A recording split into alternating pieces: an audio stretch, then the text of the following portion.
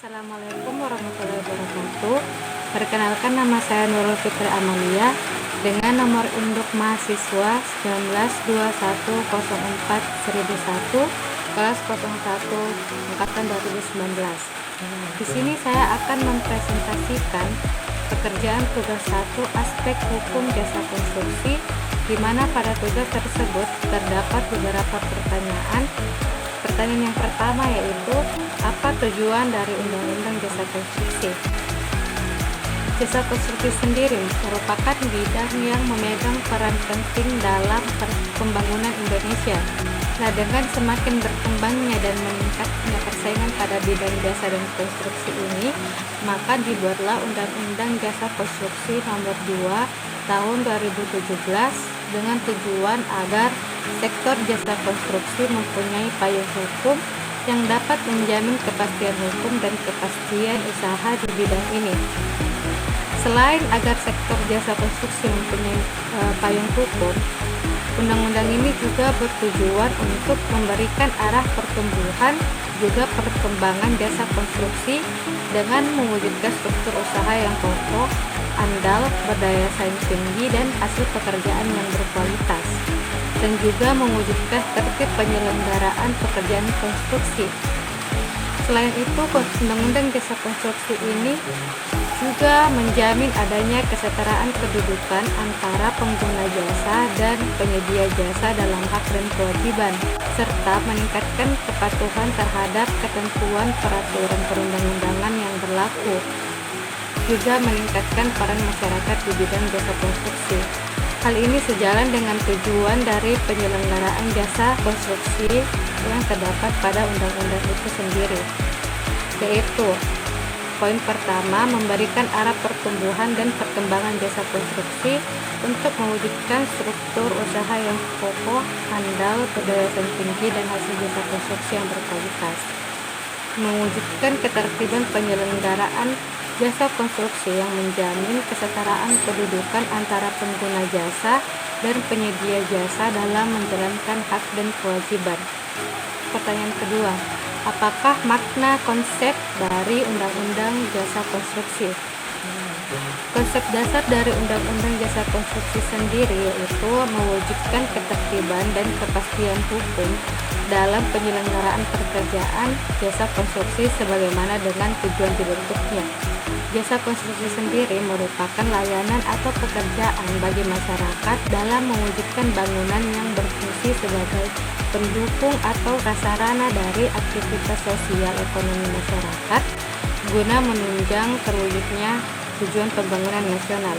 Nah, pembangunan nasional sendiri bertujuan untuk mewujudkan masyarakat yang adil dan makmur sebagaimana berdasarkan Pancasila dan Undang-Undang Dasar Negara Republik Indonesia tahun 1945.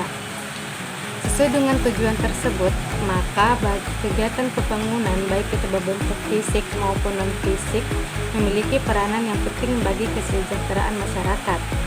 Oleh karenanya, penyelenggaraan jasa konstruksi harus menjamin ketertiban dan kepastian hukum untuk mewujudkan tujuan pembangunan nasional tersebut.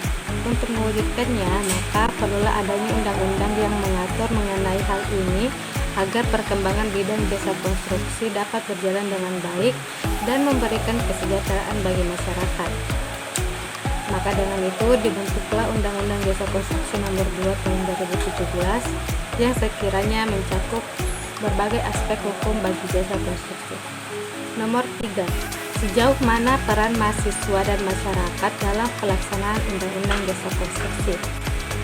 Masyarakat sendiri merupakan subjek penting dalam suatu negara, begitupun pada penyelenggaraan pembangunan jasa konstruksi. Salah satunya yaitu untuk mengawasi dan menilai apakah pelaksanaan jasa konstruksi sudah berjalan dengan semestinya sesuai dengan peraturan yang telah dibuat. Sebagaimana dijelaskan dalam Undang-Undang Jasa Konstruksi pada Pasal 85 Ayat 2, selain berpartisipasi dalam pengawasan, masyarakat juga dapat memberikan masukan kepada pemerintah pusat dan atau pemerintah daerah dalam perumusan kebijakan jasa konstruksi, sehingga secara tidak langsung masyarakat ikut berperan dalam perumusan kebijakan jasa konstruksi tersebut. Mahasiswa sendiri merupakan generasi penerus yang memiliki peran cukup penting dalam pembangunan negara. Begitupun pada bidang jasa konstruksi ini, mahasiswa sebagai kaum terpelajar dapat mengambil peran penting dengan melakukan kajian terhadap undang-undang yang dikeluarkan pemerintah. Apakah undang-undang tersebut sudah sesuai dengan keadaan masyarakat saat ini dan mampu memberikan solusi yang tepat pada permasalahan yang sering dihadapi oleh masyarakat tanpa ada yang dirugikan. Mahasiswa juga dapat menggeluti atau mempelajari hal yang bersangkutan dengan bidang jasa konstruksi, bagaimana aspek hukumnya untuk lebih mendalami dan mengetahui bagaimana tindakan yang sebaiknya diambil untuk kemudian hari. Pertanyaan keempat yaitu, menurut Anda, adakah ruang yang memungkinkan adanya celah pada Undang-Undang Jasa Konstruksi? Sampaikan sertai dengan solusi yang dapat Anda berikan dan gunakan teknik analisis SWOT. Menurut saya, setiap undang-undang tentunya akan memiliki poin-poin yang dianggap tidak sesuai dengan keadaan yang dihadapi oleh masyarakat saat ini, sehingga memunculkan pro dan kontra di berbagai kalangan. Disinilah letak celah pada setiap undang-undang, di mana hal ini kadang memicu timbulnya permasalahan yang cukup memprihatinkan. Begitupun pada Undang-Undang Jasa Konstruksi, tentunya ada saja permasalahan yang timbul dari poin-poinnya, dan berikut saya akan paparkan apa saja kekuatan, kelemahan, peluang, dan ancaman yang terdapat pada Undang-Undang Jasa Konstruksi. Berdasarkan analisis SWOT mengenai undang-undang ini, ada pun strength atau kekuatannya, yaitu Undang-Undang Jasa Konstruksi sendiri sebagai payung hukum bagi bidang jasa konstruksi sudah menjelaskan secara jelas dan terperinci mengenai apa saja yang berhubungan dengan bidang jasa konstruksi ini, bagaimana pengaturannya, mengenai apa saja yang diperlukan untuk mewujudkan tujuan pembangunan nasional. Weakness atau kelemahan. Kelemahannya terdapat pada kurang disosialisasikannya Undang-Undang Jasa Konstruksi ini kepada masyarakat, sehingga penerapannya pada pekerjaan konstruksi dan jasa kadang mengalami perbedaan dengan apa yang sudah diatur dalam undang-undang. Solusi saya agar sosialisasi mengenai undang-undang ini giat dilakukan kepada masyarakat. Dalam sosialisasi ini juga kita bisa melibatkan pihak mahasiswa untuk terjun langsung membahas dan menjelaskan kepada masyarakat mengenai Undang-Undang Jasa Konstruksi ini. Opportunities atau peluang. Undang-Undang Jasa Konstruksi dapat dikaitkan dengan beberapa undang-undang lainnya, sehingga menciptakan cipta kerja atau hasil kerja yang maksimal dan dapat meningkatkan kualitas hidup, juga kesejahteraan masyarakat menjadi lebih baik lagi. Threat atau ancaman. Nah, ancaman yang sering dihadapi oleh undang-undang yaitu adanya pelaku atau kalangan yang memanfaatkan peluang yang ada untuk memperkaya dirinya sendiri. Walaupun di samping itu, mereka tahu apa hukuman yang akan didapatkannya jika melakukan hal tersebut. Ancaman ini pun berlaku bagi Undang-Undang Jasa Konstruksi.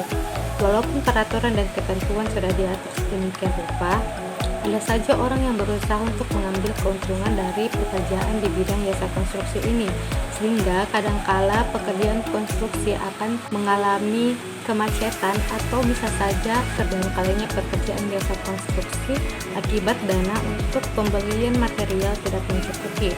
Selain itu, akibat lainnya, bangunan bisa saja mengalami kerusakan dalam kurun waktu yang cepat akibat pembelian material yang tidak berkualitas. Sekian presentasi saya mengenai tugas 1 aspek hukum jasa konstruksi.